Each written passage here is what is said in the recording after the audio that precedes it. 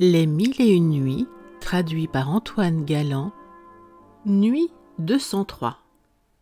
Sire, le prince Camaralzaman, comme il est aisé de le juger, fut dans une affliction extrême de se voir contraint de rester encore dans un pays où il n'avait et ne voulait avoir aucune habitude et d'attendre une autre année pour réparer l'occasion qu'il venait de perdre.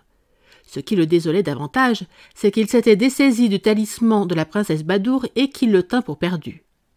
Il n'eut pas d'autre parti à prendre cependant que de retourner au jardin d'où il était sorti, de le prendre à louage du propriétaire à qui il appartenait et de continuer de le cultiver en déplorant son malheur et sa mauvaise fortune. Comme il ne pouvait supporter la fatigue de le cultiver seul, il prit un garçon à gage et afin de ne pas perdre l'autre partie du trésor qui lui revenait par la mort du jardinier, qui était mort sans héritier, il mit la poudre d'or dans 50 autres pots qu'il acheva de remplir d'olives pour les embarquer avec lui dans le temps.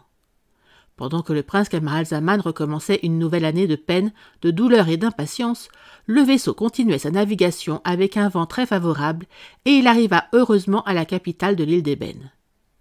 Comme le palais était sur le bord de la mer, le nouveau roi, ou plutôt la princesse Badour, qui aperçut le vaisseau dans le temps qu'il allait entrer au port avec toutes ses bannières, demanda quel vaisseau c'était, et on lui dit qu'il venait tous les ans de la ville des idolâtres, dans la même saison, et qu'ordinairement il était chargé de riches marchandises.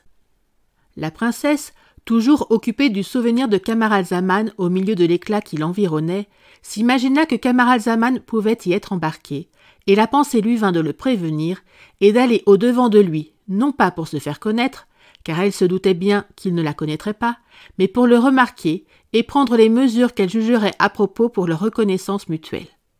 Sous prétexte de s'informer elle-même des marchandises, et même de voir la première et de choisir les plus précieuses qui lui conviendraient, elle commanda qu'on lui amenât un cheval. Elle se rendit au port, accompagnée de plusieurs officiers qui se trouvèrent près d'elle, et elle y arriva dans le temps que le capitaine venait de se débarquer.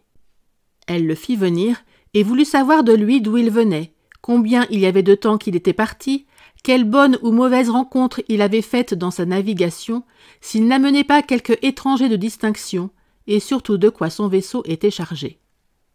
Le capitaine satisfit à toutes ces demandes, et quant aux passagers, il assura qu'il n'y avait que des marchands qui avaient coutume de venir, et qu'ils apportaient des étoffes très riches de différents pays, des toiles des plus fines, peintes et non peintes, des pierreries, du musc, de l'ambre-gris, du camphre, de la civette, des épiceries, des drogues pour la médecine, des olives et plusieurs autres choses. La princesse Badour aimait les olives passionnément.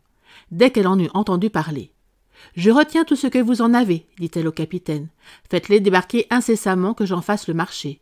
Pour ce qui est des autres marchandises, vous avertirez les marchands de m'apporter ce qu'ils ont de plus beau avant de le faire voir à personne. » Sire, reprit le capitaine, qui la prenait pour le roi de l'île d'Ébène, comme elle l'était en effet sous l'habit qu'elle emportait.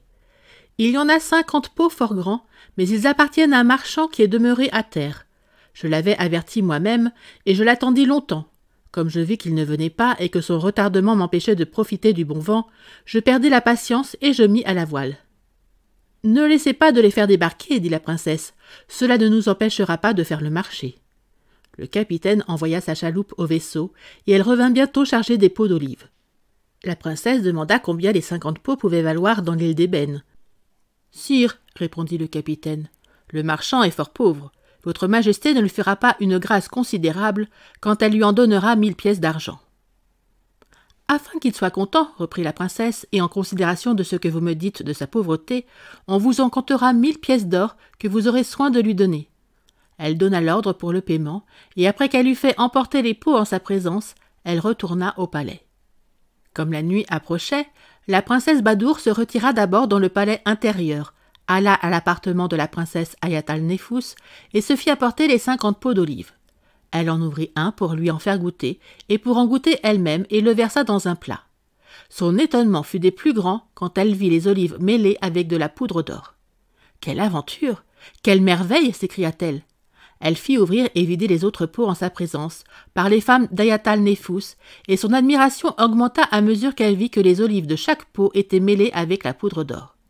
Mais quand on vint à vider celui où Camaralzaman avait mis son talisman, et qu'elle eut aperçu le talisman, elle en fut si fort surprise qu'elle s'évanouit.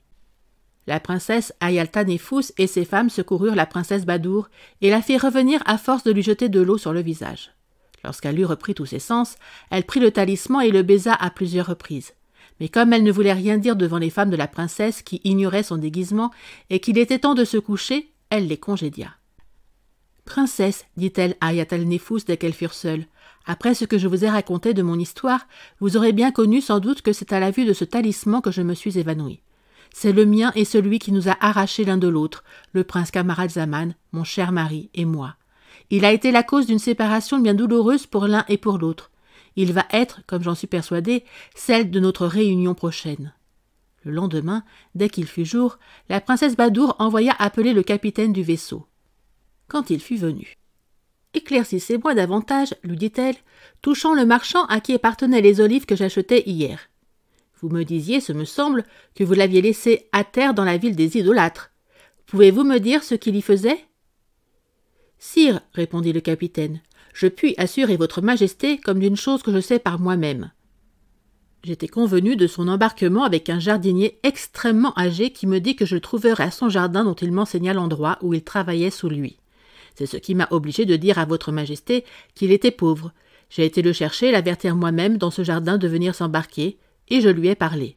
« Si cela est ainsi, reprit la princesse Badour, il faut que vous remettiez à la voile dès aujourd'hui, que vous retourniez à la ville des idolâtres, et que vous m'ameniez ici ce garçon jardinier, qui est mon débiteur, sinon je vous déclare que je confisquerai non seulement les marchandises qui vous appartiennent, et celles des marchands qui sont venus sur votre bord, mais même que votre vie et celle des marchands m'en répondront.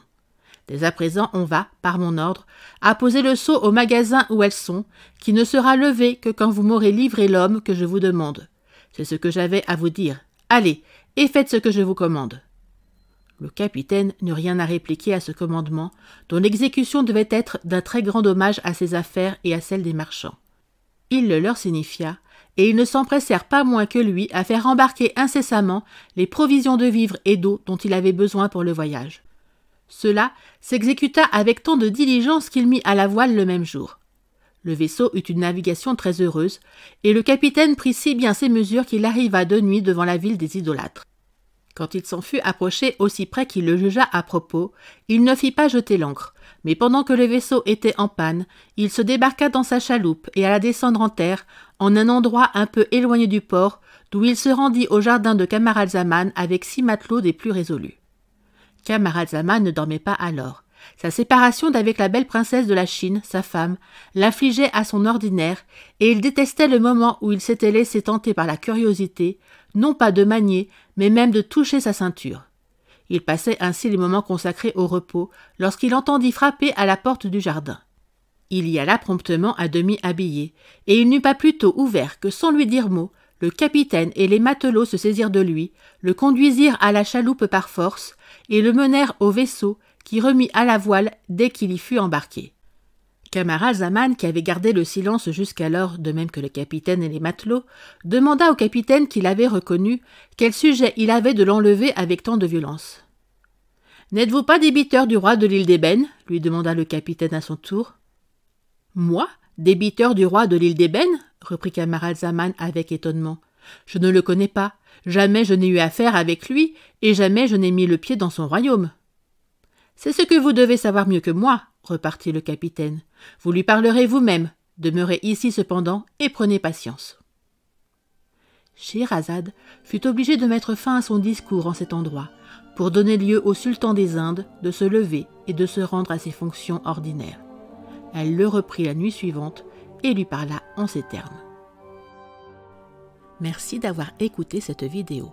Si cette vidéo vous a plu, vous pouvez vous abonner gratuitement à la chaîne Coin Livre Audio. N'oubliez pas de liker avec le pouce vers le haut. Vous pouvez aussi me laisser un commentaire. À bientôt.